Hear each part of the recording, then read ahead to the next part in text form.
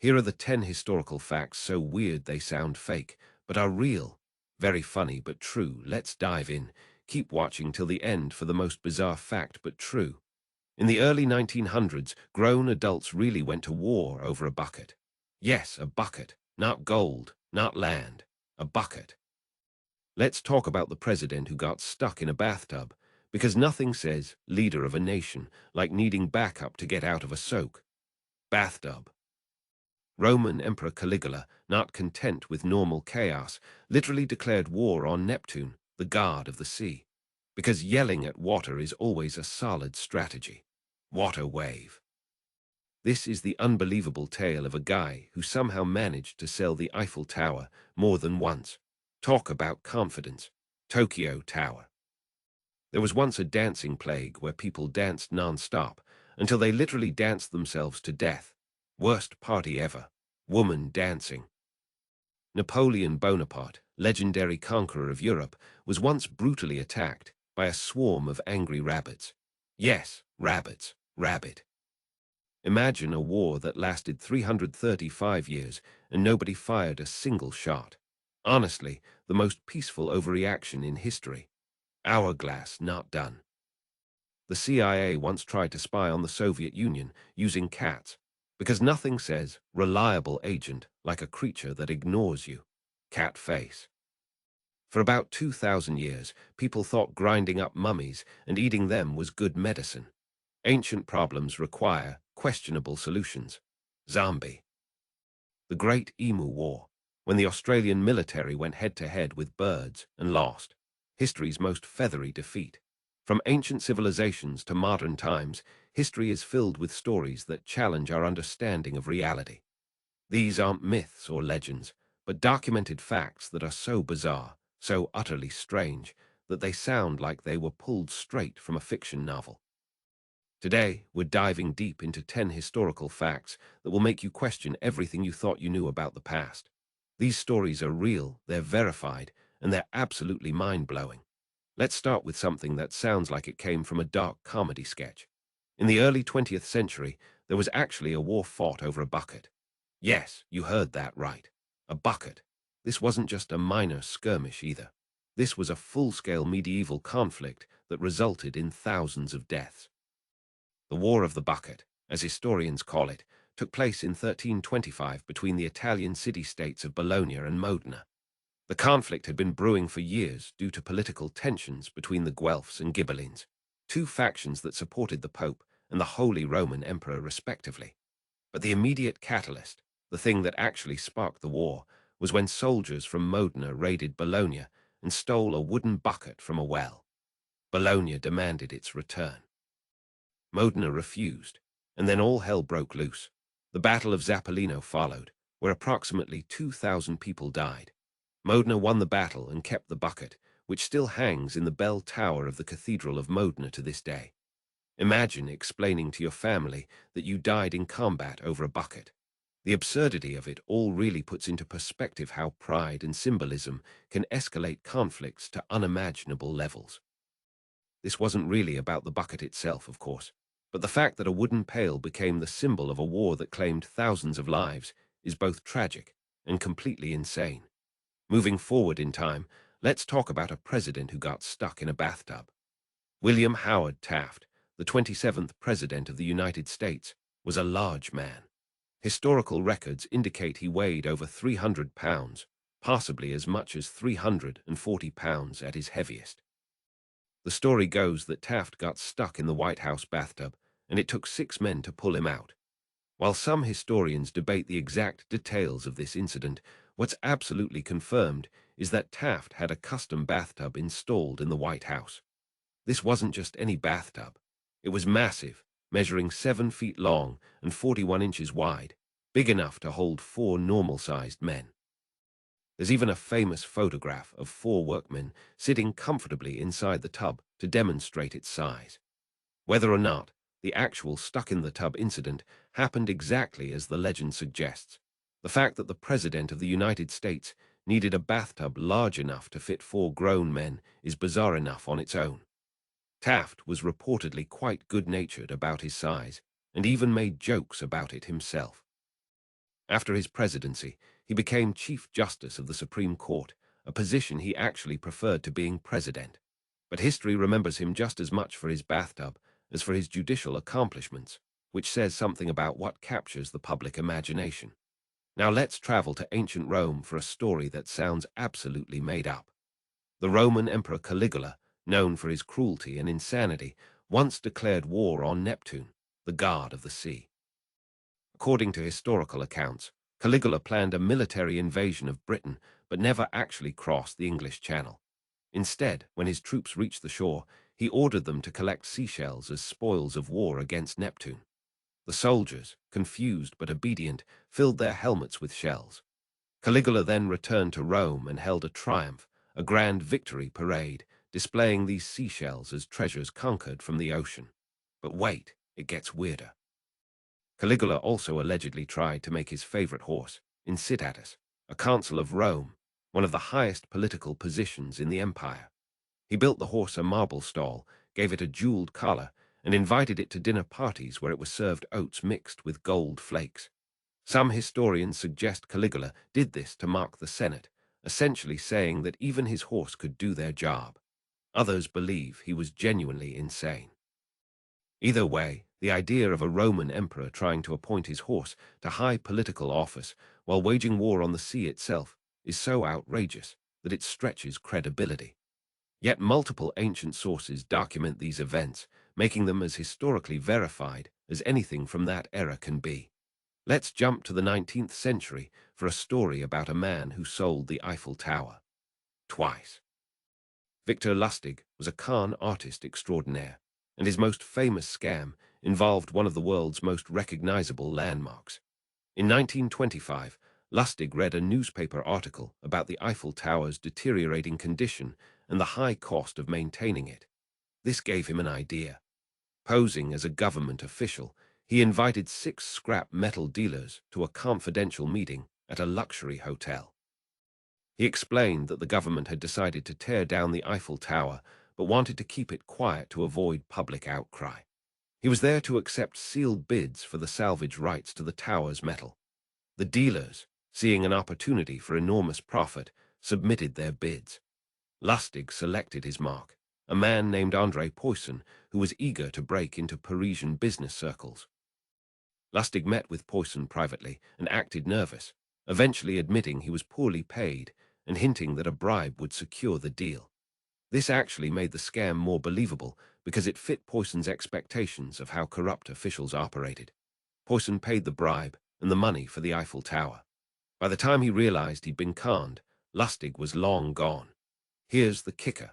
Lustig was so successful that he came back a month later and sold the Eiffel Tower again to another scrap dealer. The second victim was too embarrassed to report it to the police, just like the first. Lustig eventually moved to America, where he continued his criminal career, even managing to con Al Capone at one point. The fact that someone successfully sold a national monument that he didn't own, not once but twice, shows both the audacity of the con artist and the timeless nature of human greed. But before we continue, please like and subscribe for more historical facts. Here's a fact that sounds like something from a fantasy novel. There was once a dancing plague that caused people to dance themselves to death. In 1518, in Strasbourg, France, a woman named Frau Trafia began dancing in the street. She danced for days without stopping. Within a week, 34 others had joined her. Within a month, the number had grown to approximately 400 people. These weren't joyful dancers. Historical records describe them as appearing distressed, even terrified, but unable to stop moving. Many danced until they collapsed from exhaustion, heart attacks, or strokes. The city authorities, believing the dancers had hot blood and that the only cure was more dancing, built stages and hired musicians to keep them dancing. This obviously made things worse. The plague lasted for weeks before it finally subsided. Modern scientists have proposed various explanations. Some suggest ergot poisoning from contaminated grain, which can cause convulsions and hallucinations. Others point to mass psychogenic illness, a psychological phenomenon where groups of people develop similar physical symptoms due to stress or anxiety. Strasbourg in 1518 was suffering from famine and disease, creating conditions ripe for mass hysteria. Whatever the cause, the fact remains that hundreds of people danced uncontrollably in the streets for weeks, and many of them died doing it. It's one of the strangest medical mysteries in history, and it's completely, verifiably real. Let's talk about Napoleon, but not the way you learned about him in school. Napoleon Bonaparte, one of history's greatest military commanders, was once attacked by rabbits, and he lost. In 1807, after signing the Treaty of Tilsit, Napoleon wanted to celebrate with a rabbit hunt. His chief of staff, Alexander Berthier, organized the event and had men gather thousands of rabbits for the hunt. Accounts vary, but estimates range from hundreds to possibly 3,000 rabbits. The rabbits were kept in cages along the edges of a field. When Napoleon and his hunting party arrived, the cages were opened. Everyone expected the rabbits to scatter so the hunters could chase them down. Instead, the rabbits charged directly at Napoleon and his men. At first, everyone thought it was funny. Then the rabbits kept coming. They swarmed around Napoleon, climbing up his legs, refusing to be kicked away. Napoleon and his men tried to beat them back with riding crops and sticks, but there were too many. The great military tactician who had conquered much of Europe was forced to retreat to his carriage and flee from an army of rabbits. So what went wrong? The problem was that Berthier's men had gathered domesticated rabbits instead of wild ones. These rabbits were used to being fed by humans and associated people with food. When they saw Napoleon and his party, they didn't see predators to run from. They saw the people who normally fed them and charged forward expecting a meal. It's a hilarious image. Napoleon, Emperor of France, running away from fluffy bunnies. But it's also a reminder that even the most powerful people in history had moments of absolute absurdity. Now we need to talk about a war that never saw a single shot fired, but lasted 335 years. The 335 Years' War between the Netherlands and the Isles of Scilly is the longest war in history, and also the most peaceful. It began in 1651, during the English Civil War. The Isles of Scilly, a small archipelago off the coast of Cornwall, were one of the last royalist strongholds. The Dutch, who were allied with the parliamentarians, demanded reparations for the losses their ships had suffered from royalist pirates operating from the islands. When no payment came, Dutch Admiral Martin Tromp declared war on the Isles of Scilly. Then everyone just kind of forgot about it. The English Civil War ended, the royalists were defeated, and the pirates were cleared out. But nobody ever signed a peace treaty with the Isles of Scilly. The war technically remained active for over 3 centuries. Nobody on the islands even knew they were at war until a historian discovered it in 1985. The chairman of the Isles of Scilly Council, Roy Duncan, invited the Dutch ambassador to visit and sign a peace treaty, which finally happened on April 17, 1986. The treaty signing ceremony was a light-hearted affair, with officials joking about the bloodless conflict. This war holds the record for the longest war in history and simultaneously the war with the fewest casualties. 0. It's a wonderful example of bureaucratic oversight creating an absurd historical footnote. Here's something that sounds like a conspiracy theory, but is absolutely true. The CIA once tried to spy on the Soviet Union using cats. In the 1960s, during the height of the Cold War, the CIA launched a program called Acoustic Kitty. The idea was to surgically implant listening devices and radio transmitters into cats, then train them to hang around Soviet embassies and other sensitive locations to eavesdrop on conversations. The agency spent millions of dollars on this project. They performed surgery on cats, implanting microphones in their ear canals and radio transmitters at the base of their skulls. They even implanted a wire antenna into the cat's tail. The first field test was conducted in a park near the Soviet embassy in Washington. The mission was for the cat to approach 2 men sitting on a bench and record their conversation. The cat was released from a van. It immediately wandered into the street and was hit by a taxi. The project continued for several more years despite this inauspicious beginning, but the CIA eventually concluded that cats were fundamentally untrainable for espionage purposes. Cats, being cats, would get distracted by birds, wander off when they got hungry, or simply refuse to go where they were directed. The program was finally shut down in 1967 after the agency had spent about $20 million in today's money.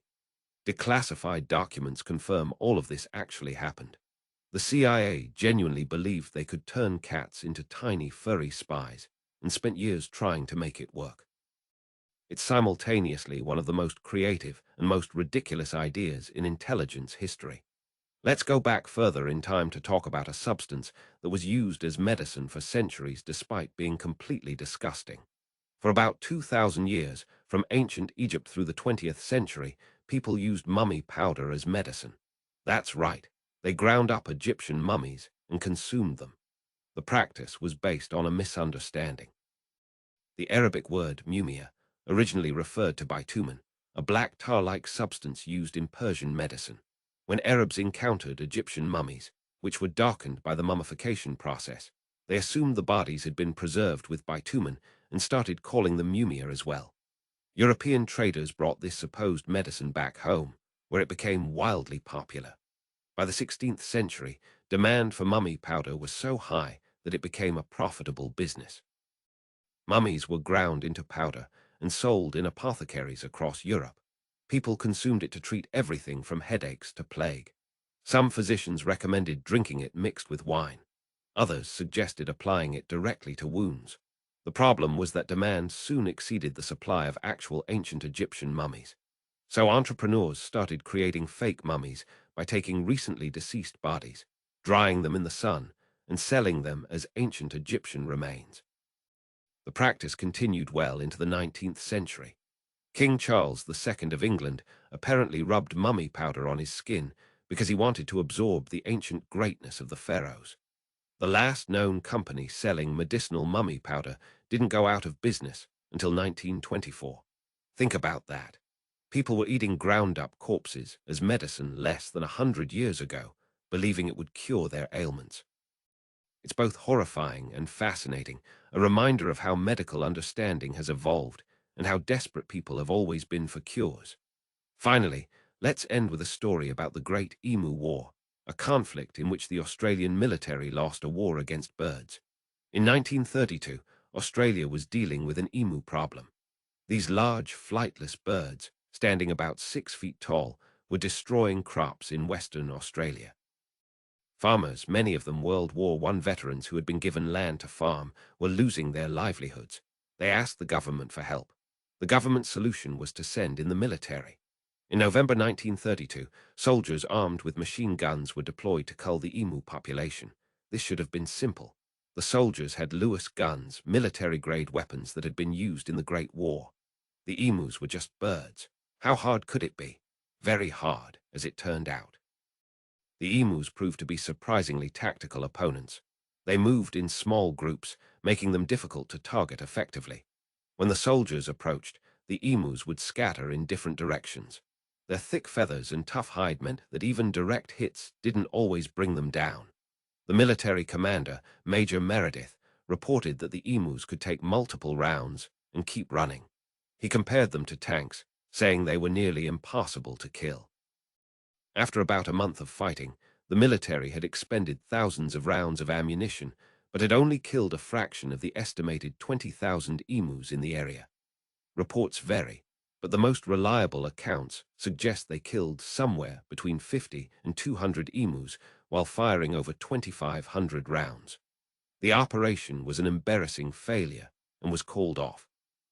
The press had a field day, with one ornithologist commenting that the emus had won every round so far, and that if they had a military division with the bullet-carrying capacity of these birds, it would face any army in the world. The emus had defeated the Australian military. Farmers eventually dealt with the emu problem using more conventional methods, like building better fences and offering bounties for emu kills. But the Great Emu War remains one of the most absurd military operations in modern history, a time when trained soldiers with machine guns lost a war against flightless birds. These 10 facts remind us that history is far stranger than we often imagine. We tend to think of the past in terms of great battles, important treaties, and significant cultural movements. We forget that history was made by real people, with all their quirks, mistakes, and moments of complete absurdity. a war fought over a bucket, a president stuck in a bathtub, an emperor who declared war on the sea and tried to make his horse a senator, a con man who sold the Eiffel Tower twice, a dancing plague that killed dozens, a military genius defeated by rabbits, a war that lasted over 3 centuries without a single casualty, a failed attempt to create cat spies, centuries of people eating ground-up mummies, and a military operation that lost to emus.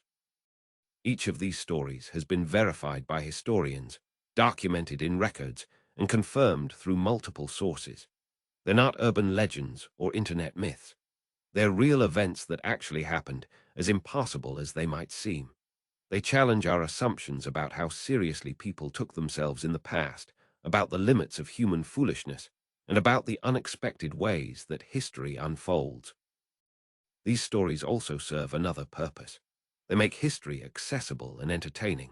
It's easy to tune out when someone starts talking about treaties and trade agreements. It's much harder to ignore a story about Napoleon running away from rabbits or the CIA trying to turn cats into spies. These weird facts act as gateways, drawing people into historical periods they might otherwise ignore.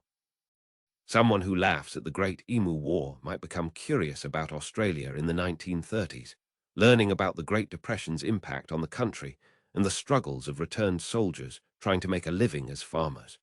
Someone fascinated by Victor Lustig selling the Eiffel Tower might dig deeper into the history of confidence schemes and the psychology of fraud. The human element in these stories is what makes them resonate. We can imagine the soldiers facing down the charging rabbits, trying to maintain their dignity while being overwhelmed by fluffy bunnies. We can picture the CIA scientists watching their expensive spy cat get hit by a taxi and wondering how to explain this to their superiors. We can envision the dancers in Strasbourg, terrified and exhausted, but unable to stop moving, while authorities build stages thinking more dancing is the cure. These aren't abstract historical forces. These are moments where real people faced bizarre situations and had to figure out what to do. What's particularly interesting is how these stories spread and persist. Many of them were embarrassing to the people involved. The Australian military didn't want to advertise their defeat by emus. The CIA certainly didn't want anyone knowing about Acoustic Kitty. The scrap dealers who bought the Eiffel Tower were too humiliated to report the crime. Yet these stories survived because they're too good not to share. They get passed down, written about, and remembered precisely because they're so unexpected. They stick in our minds in a way that more conventional historical facts don't. Most people couldn't tell you the exact date of the Treaty of Tilsit, but they'll remember that Napoleon celebrated it with a rabbit hunt that went horribly wrong. These facts also reveal something about human nature that remains constant across centuries. The pride that turned a stolen bucket into a war that killed thousands shows how symbolism can override reason. The dancing plague demonstrates how psychological stress can manifest in physical symptoms and how communities can fall victim to mass hysteria. The success of Victor Lustig's con shows that greed makes people gullible and that a good con artist understands psychology better than most therapists. The mummy powder craze reveals how superstition and desperation can make people do things that seem obviously wrong in hindsight. The Great Emu War shows that overconfidence and underestimating your opponent can lead to failure, even when you have overwhelming technological advantages. Looking at these stories from our modern perspective, it's easy to feel superior, to think we're too smart or too sophisticated to fall for such foolishness. But are we really? We live in an age where people believe obvious internet hoaxes, where conspiracy theories spread faster than facts, where scammers steal millions through email schemes that should fool nobody. We have our own versions of the dancing plague in the form of mass hysterias that spread through social media. We have modern con artists who might not sell the Eiffel Tower, but who run elaborate cryptocurrency scams that steal billions. We have military operations that go wrong in ways that will seem just as absurd to future historians as the Emu War seems to us. The value of studying these weird historical facts isn't just entertainment, though they certainly are entertaining. It's about understanding that human nature hasn't changed as much as we think. People in the past weren't stupider than we are. They were working with different information, different cultural contexts, and different technological capabilities, but they were fundamentally the same kind of creatures we are today. They could be brilliant and foolish, creative and misguided, ambitious and absurd, sometimes all at the same time. Consider the dancing plague again. In 1518, people didn't understand psychology or neurology the way we do now. They were doing their best to solve a problem with the knowledge they had. Building stages and hiring musicians made sense within their framework of understanding, even though it made the problem worse. How many of our current solutions to problems will future generations look back on and shake their heads at? How many things we're doing right now, with the best intentions and the best knowledge we have, will seem as misguided as treating dancing plague with more dancing? Or think about the mummy powder. For centuries, some of the best medical minds in Europe recommended this treatment. These weren't ignorant peasants. These were educated physicians who had studied the medical knowledge of their time. They were wrong, spectacularly wrong, but they were working within a medical paradigm that made sense to them. It's a humbling reminder that expertise doesn't guarantee correctness, and that future generations will likely find some of our current medical practices equally bizarre. The story of Caligula is particularly interesting because it raises questions about historical sources and interpretation. How much of what we know about Caligula is accurate, and how much was exaggerated by historians who hated him? Ancient sources had their own biases and agendas. The story of him trying to make his horse a consul might be literally true, or it might be a satirical exaggeration of his contempt for the Senate. Either way, it tells us something important about the relationship between Caligula and the Roman political establishment. Even if the details are embellished, the core truth remains. Caligula was so at odds with traditional Roman governance that stories like this were believable to his contemporaries. These weird facts also highlight the role of chance and accident in history. The CIA's spy cat being hit by a taxi on its first mission is pure bad luck, but it also symbolizes the entire project's fundamental flaw. You can't control cats. Napoleon's rabbit disaster happened because someone made a simple mistake in gathering domestic rabbits instead of wild ones. The 335 Years' War continued for centuries simply because everyone forgot to sign a peace treaty. Small oversights and random accidents can create historical footnotes that last forever. What makes these stories particularly powerful is their verifiability. In an age of fake news and misinformation, it's refreshing to encounter stories that sound fake but are actually true. Each of these facts can be traced back to reliable historical sources. The War of the Bucket is documented in medieval chronicles. Taft's oversized bathtub is a matter of public record, with photographs to prove it.